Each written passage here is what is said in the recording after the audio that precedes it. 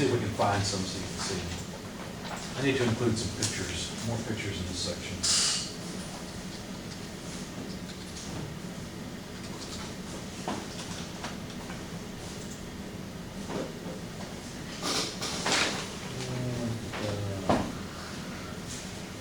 That's not a wavy flange bolt. That's a backout prevention bolt. We're just finding bolts. I don't think your book has any pictures of this, though it might. No, I don't see one. The idea is that there's a feature on the underside. It kind of looks like this, but I don't believe this is actually a wavy flange bolt. I think the waves are usually more generous and not so sharp. This is kind of like having a lock nut built into it. See how it has a feature that can kind of dig in and not turn back out. The wavy flange bolts have a wave underneath them, and the idea is that as you compress it down, once you compress those waves, you know how much you've tightened. You know how much torque there is.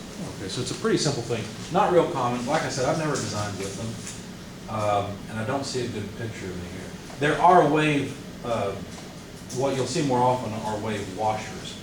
And the idea there is that once you flatten out the washer, you know how much force there is in it. And even with these also, when you back them off a little bit, they can serve as a spring and help maintain force. It's kind of like a lock washer, but without the backout prevention feature.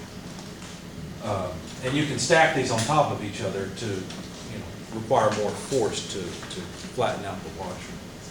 And that's kind of like the way the wavy flange bolts work. Anyway. Direct tension indicator washers, that's what we just looked at. I think that's the name of them if I remember right. Ultrasonic tension measurement. I've never done that. I don't know how it works, but I know it's a method.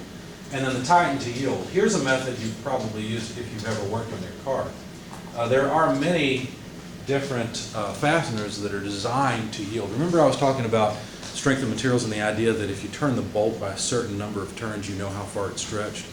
Well, if you think about what's going on in the material, remember the stress strain curves we always developed where it would, so this linear increase, and then finally you get to the point where no more force was required to continue the straining, right? You were essentially at a certain level of stress, and no matter how much you kept pulling the stuff, it didn't resist any harder. It was yielding, so-called, right?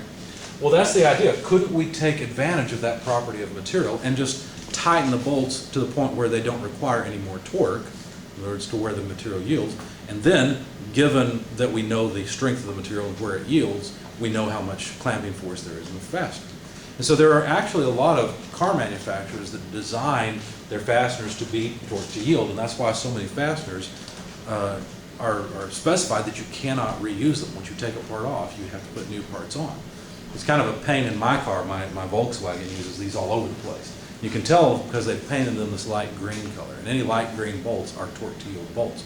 It's a big pain too because there's an injector pump that has to be timed, and the injector pump is what actually pressurizes the diesel fuel to push it into the cylinder even when the air has already been compressed. So this pump is really important because unlike a gasoline engine where you mix the air with the fuel and then put it into the combustion chamber and then compress it, in a diesel engine like mine, what happens is the diesel is injected after the air's already been pressurized and continues to go in even as the fuel burns and increases the pressure.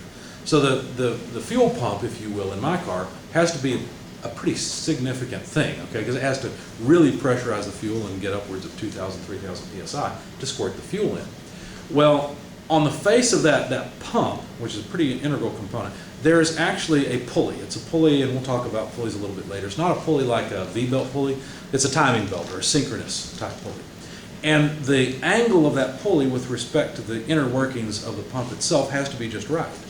And guess what Volkswagen decided to use to bolt that pulley onto the pump? Torque to yield bolts.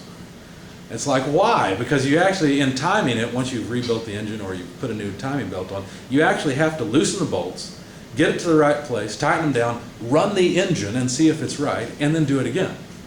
So what do? You buy 2 sets of torque to yield bolts? Well, sometimes you can get away with saying, forget what the manufacturer says, I'm going to do my own thing. So I bought bolts, and most people do, that do their own work on their car, that are not torque to yield, and they're just much stronger material, and you can just torque them down and untighten them and reuse them, and they work fine.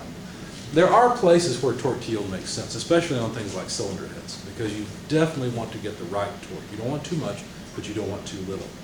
But anyway, tighten to yield is another method. And tighten to yield is pretty easy to use, because all you do is you just watch the torque being applied. You'll see the torque go up, and when you get to a point where the torque's no longer going up, you're done. That's it. It's torque. All right.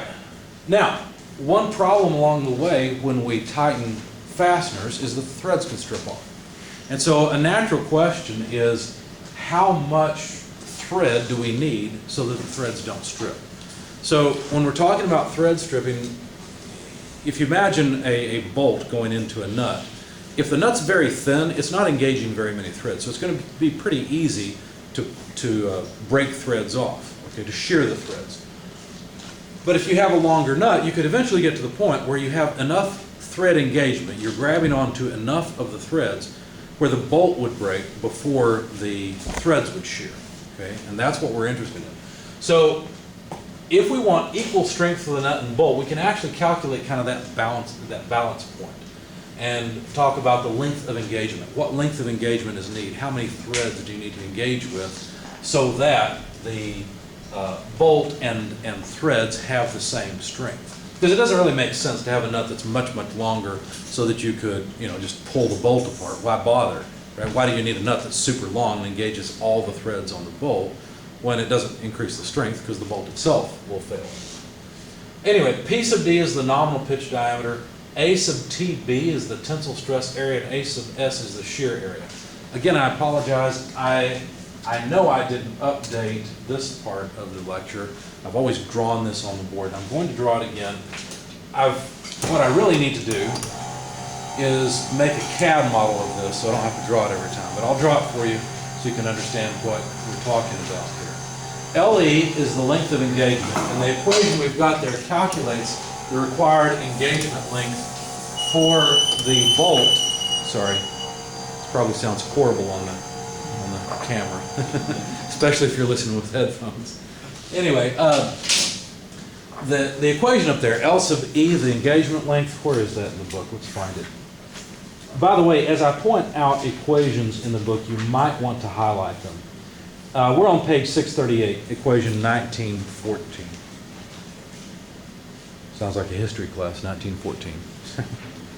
So this equation basically relates several different things like the pitch diameter and the tensile stress area to calculate the engagement length. Let me show you what the engagement length looks like, just in case you're still confused. So here's our fastener, and let's say we've got just a threaded portion at the end, and I put a nut on top of it. Okay, so I thread a nut onto it. The engagement length is essentially that length. It's the length of the nut. Okay? It's how much length of thread the nut engages. Now, in reality, nuts have a chamfer, and so there's a little bit less than the length of the nut itself, but we can approximate it that way. And what this equation is calculating is not the thickness of the nut, it's the actual engagement length. So you want to add a little bit to that and make sure the nut is a little thicker than what you calculated here. But it's based on the tensile stress area. What is that? Well, you've actually already seen it. It's this area right here. Now, why are we concerned with that? Well, we're trying to make sure we have enough length so that the threads in this section are just as strong as the bolt if the bolt were to break. And where's the bolt going to break? Right there at the threads, right? So remember the A sub T number we found before in one of the charts? It was back page 633. The tensile stress area, table 19.4, which again is a page worth tabbing.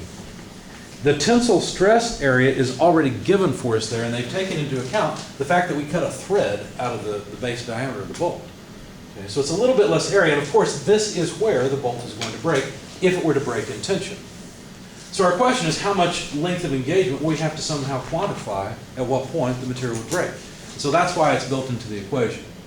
Now, A sub S is a different area. You have to be careful about that. A sub S, let me make a modification to this drawing so we can understand what A sub S is. I'm going to draw the threaded section, but this time I'm actually going to draw some threads, and I'm going to exaggerate them so that you can see them sticking out off the side of the fastener. Okay? Sorry, my drawing's not very good, but hopefully we'll get the idea. A sub s, if we have a nut riding on these threads, A sub s is the shear area basically going like this. If you shear threads off, they don't shear at the root, right? That's where there's actually a whole lot of material. A sub s really refers to shear area, if I remember right, don't quote me on this, at the pitch line. It doesn't matter too much. But the point is that A sub s allows us to quantify the amount of material that the threads have in however much engagement length we have. Does this make any sense? So if we were to break this off, if we were to actually turn the nut until we broke the threads, we should see topped off threads, and we'd be looking at that area, right? All this area we can see as we go around to the helix where the threads have been damaged and pulled off. That would be the shear area we would see that this equation is talking about, okay? Anyway, the shear stress area for the nut or bolt threads is as given in equation 1915. You don't really have to use equation 1915. 1914 is the one you want, okay, because it's already taken into account this shear area. Okay?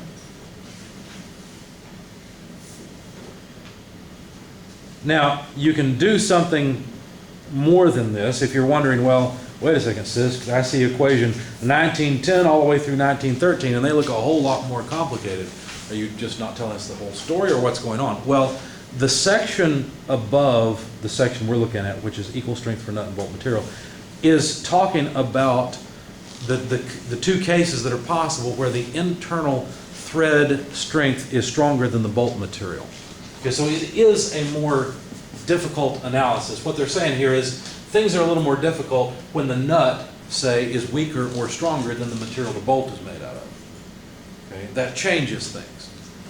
And there's two possible cases. Either the nut, let me put this in English, see where it says internal thread material stronger than bolt? If the nut's stronger than the bolt, that's what they mean. And then if you go down, where just before equation 1912, it says nut material weaker than the bolt. Well, that's the opposite case, right? They could have labeled that internal thread material weaker than bolt material. Now, most of the time, if you use a grade 8 bolt, what nut are you going to use? A grade 8 nut, right? So most of the time, the nut and the bolt are the same strength. So I don't waste time talking about the cases where they're different strengths. It's more complicated. You can do it. If you need it, it's there. Let's not worry about it. It's not worth talking about, because most of the time we're going to have equal strength, and then the equations actually simplify quite a bit, and 1914 is the one we really need. Okay? Now, the case where this is not true is where you don't have a nut. What if you're using it as a screw and you're clamping material together? Then the more complicated equations are more relevant, because then we've got material. Probably shouldn't put that there. I should probably put that here. Then we've got material where it's much more likely for the material strength. Let's do it this way. The material that we're trying to clamp together, in this case, might have a significantly different strength than the fastener, you see. So the time you really use those equations is more when you're using the fastener as a screw, and you can't really control the strength of the material that you're clamping. Maybe you're clamping, I don't know, let's be silly. Maybe you're clamping plastic with a metal fastener. In that case, obviously the strength of the threads in the plastic material is going to be a whole lot lower than the strength of the steel fastener, and the length of engagement required is going to be significantly longer, you see. Then you have to use the more complicated method. Does that all make sense? Okay.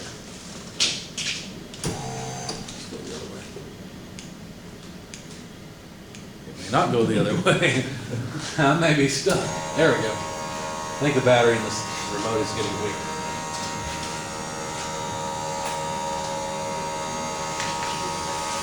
All of that is fairly straightforward. There's not a lot to it, especially since I don't bother with the thread stripping strength when the bolt and nut have different strengths. Okay? I don't bother with that, so I'm going to let you work on the, I've given you the solution to the one problem I give you from chapter 19. So I think that's enough for chapter 19. Let's go on to chapter 20, because chapter 20 is a more complicated thing. In chapter 20, what we're doing is we're considering what happens when we have a load that's more of a shear load. So say you've got a bracket, you want to attach it to a frame to support a load, and so what you're going to do is run fasteners in this way.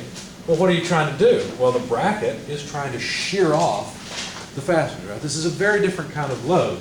So far, I want to make this very clear. All we've talked about is the strength of a fastener when we're pulling it apart, right? And with a tensile load.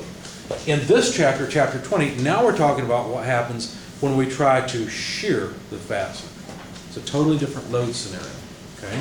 And remember, the shear strength of the material is different than the tensile strength of the material. So we really need to analyze this. Now, would it be wise to put one single bolt in this? Would that work?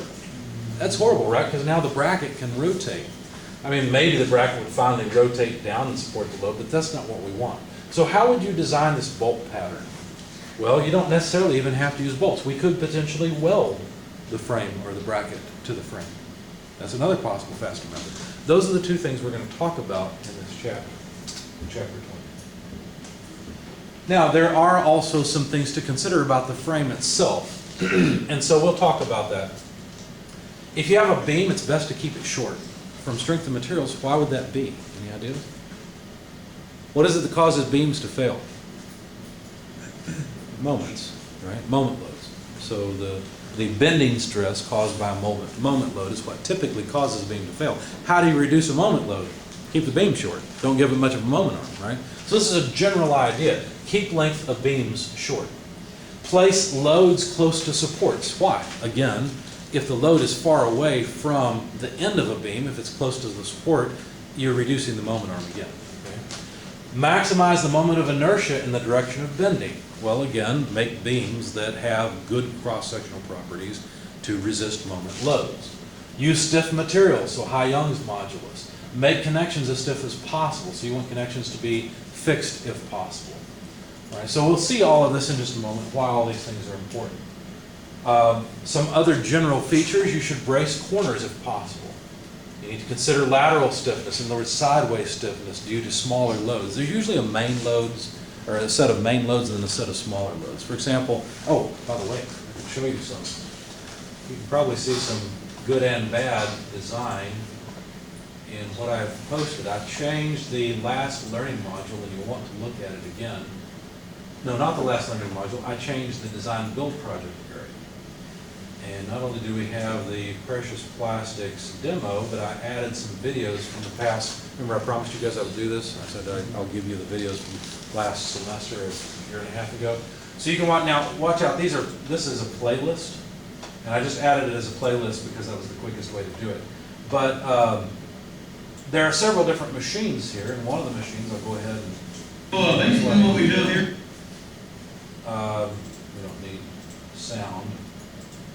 This particular group built a machine that is supposed to squeeze out plastic. So there's a big handle here, and you basically, there's a pivot point back here, you pull down on the handle, and this plunger goes into a heated barrel. You can't see it well, but there's heating elements around the barrel to melt the plastic, and then just squeezes out a stream of plastic you can use to make whatever you want. Okay. Now, do you notice this group had to design a frame? So all the stuff we're talking about with frames is important. So when I say a major load and a minor load, what am I talking about? Well, do you think that they had to apply a lot of force? Oh yeah, they had to apply a lot of force. Now, the large amount of force was required in this barrel to push the plunger into the barrel, or the piston, if you want to think about it that way, to pressurize the plastic, because plastic's very viscous, doesn't flow real well, right? And you're trying to squeeze it out of a nozzle, okay? So there's a major force here being applied, because you've got this moment arm, right? Their handle is long. If they wanted to, they could have shortened the distance between these two pivot points a little bit more and have a better force multiplier, right? I'm not sure that they should have. Maybe there was a reason. But the point is, there's a whole lot of force pushing down on this barrel. Well, what's going to keep the barrel from going downward or just falling off the machine? Well, it has to be mounted to the frame somehow, right? So that's a major load. A minor load would be things like the fact that this is probably offset a little bit. So you got to have legs out to support it and keep it stable, right? So you've got to consider major loads, but minor loads are also important. You need to not forget them. So when we're talking about lateral stiffness, most of the time what we're talking about are loads that are not in the direction of the main load. Okay, that's the point. But do go and watch these videos. Hopefully you'll get some inspiration of what they've done in the past and how you could do things better. Okay? Because one of the things I found is that the quickest way to improve student output in projects is to show them past projects. Because students very quickly say, you know, they see, oh, well, I don't want to do it that way. I see what obvious problems this group encountered. And it doesn't mean the group from the past was dumb or anything. All that means is that they can't see ahead, right? Why do we build prototypes in engineering?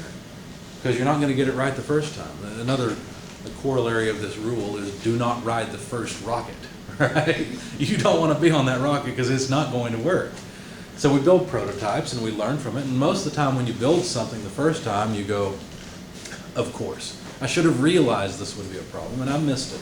I was so busy thinking about the details or designing, you know, I forgot about this. I didn't think about this practical thing. So anyway, hopefully seeing what students have done in the past will give you a leg up, right? It will give you the chance to go beyond. Use panel stiffeners. This is something that's a really good idea. It's something I did. I bought a cross-cut saw. This thing is wonderful. I haven't even got to use it yet. It's an old Black & Decker industrial saw that is on an arm that can pivot around and slide. So even though you only have, it's only a 14-inch blade, you could cut something that's 4 foot wide with this thing. Okay, love the thing. Got it for 20 bucks. Okay, and as far as I know, it works. I've wired it up and turned it on. It seems to work okay. The thing has a 220-volt motor, 3-phase motor sitting on the side of the saw blades. This thing could cut like crazy. It's also very heavy. Okay, it came with just a basic frame that's only about so tall, and I, you know, if I was going to use it, it'd have to sit on the ground, which was a pain. So I decided to build something underneath it. I wanted to get it up off the ground, put some wheels on it so I could roll it around and actually use this thing. So I decided, of course, being the cheap, efficient guy that I am, I looked around to see what material I had that I didn't have to buy, and I noticed that I had some old bed frames laying around. Now, bed frames, I don't know if you've ever used them. Anytime, I'll admit it, anytime I see bed frames in the trash, I immediately stop and pick them up because it's so handy to have this angle iron. I've used angle iron from bed frames for all sorts of things. And it's, you know, for home stuff, it's reasonable strength. I wouldn't try to mount, you know, a skyscraper crane on bed frames. But for what I need to do, it's pretty decent. Now, there's a couple of different, I wish I could draw. Well, I'll try to describe this. We'll see how it goes.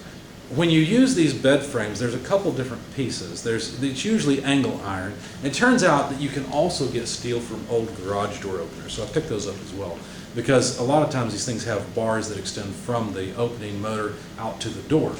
Now, those are not quite as handy because the steel that goes out for the chain type driven ones is usually a T shape. Okay, it's an upside down T shape.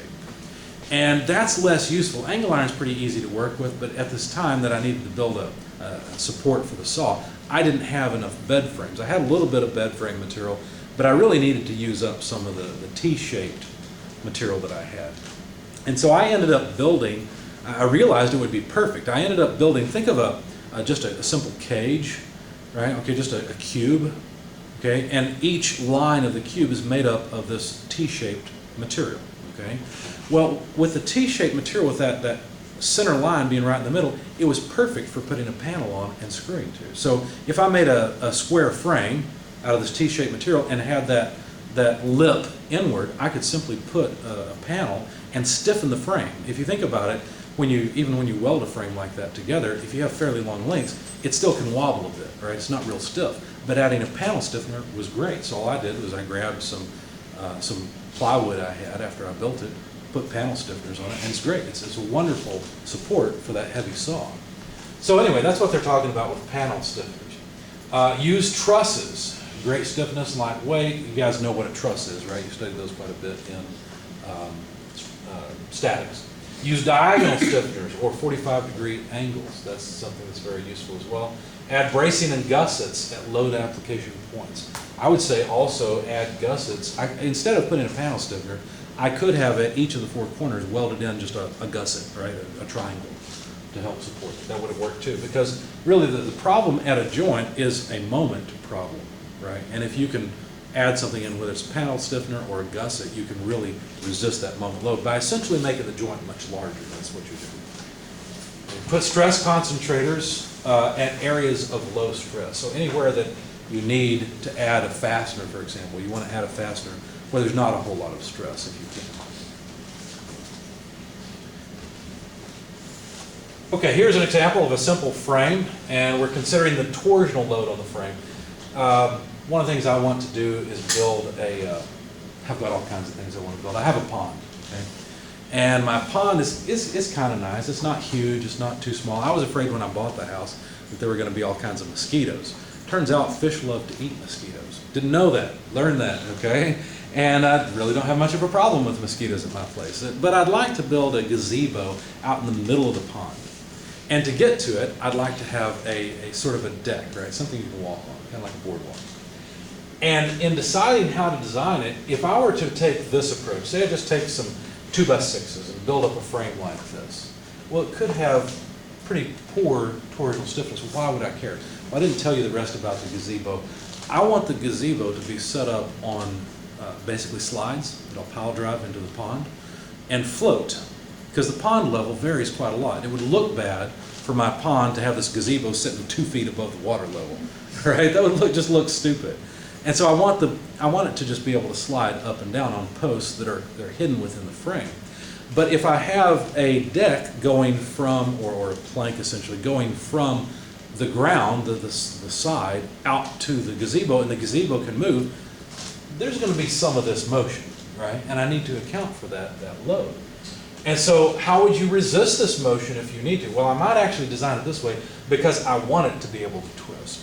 But what if I didn't? What if I didn't want it to be able to twist? Well, it turns out that instead of using this kind of bracing, if you use single diagonal bracing, you can decrease the angle of rotation under a constant load by a significant amount. I don't know what kind of torque or geometry you were talking about, but if this could rotate by, say, 10.8 degrees by a given load, if you apply that same load to a frame that is designed with diagonal bracing, you'll reduce the angle from 10.8 degrees of deflection down to 0.3. That's a huge reduction.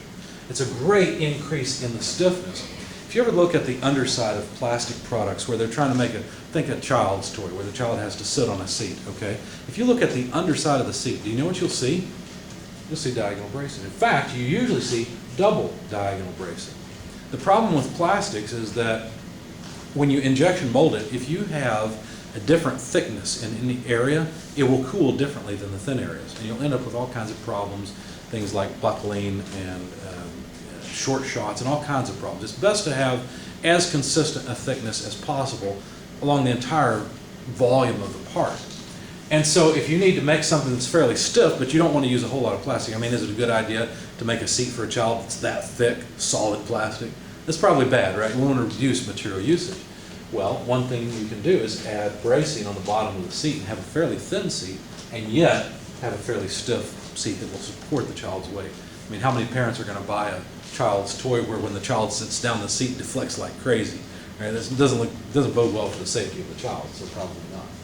Now, with double diagonal bracing, you can again cut that down by a third from just single diagonal bracing. And if you think about it, think of this as 2x6s again. The amount of wood you use for this bracing is about the same as what you need for single diagonal bracing. So instead of a plus, you can cut it once, or, well, I guess 3 times instead of what, 5 times? So it can be good. Now, where you run into trouble when you're trying to build this out of wood is actually getting the corners to attach well.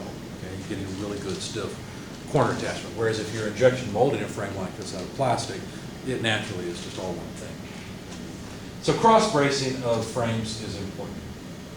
What if we want to resist torsion with material? So think of trying to resist torsion in just a beam or something. How could we do that? Well, you want to use closed sections. What does that mean? I'll show you in a second. Avoid open sections within materials. Use diagonal bracing to make joints and connections as rigid as possible. Let me show you what I'm really saying here. These shapes are not good at resisting torsion. They're open shapes. Okay, you can imagine if you had a sheet extruded, it would twist pretty easily. Using the same amount of material, if we change it to a channel, we actually increase or decrease the torsional stiffness. We increase the torsional, what would it be called? flexibility. Okay? If you take that same material and you roll it around, it gets even worse. We're moving material farther and farther from the outer edge, and so it can twist more and more. But as soon as you close this off, you then drop down the deflection from a given load. In other words, you greatly increase the torsional stiffness. So even a closed square tube, taking this material and making it into a square tube,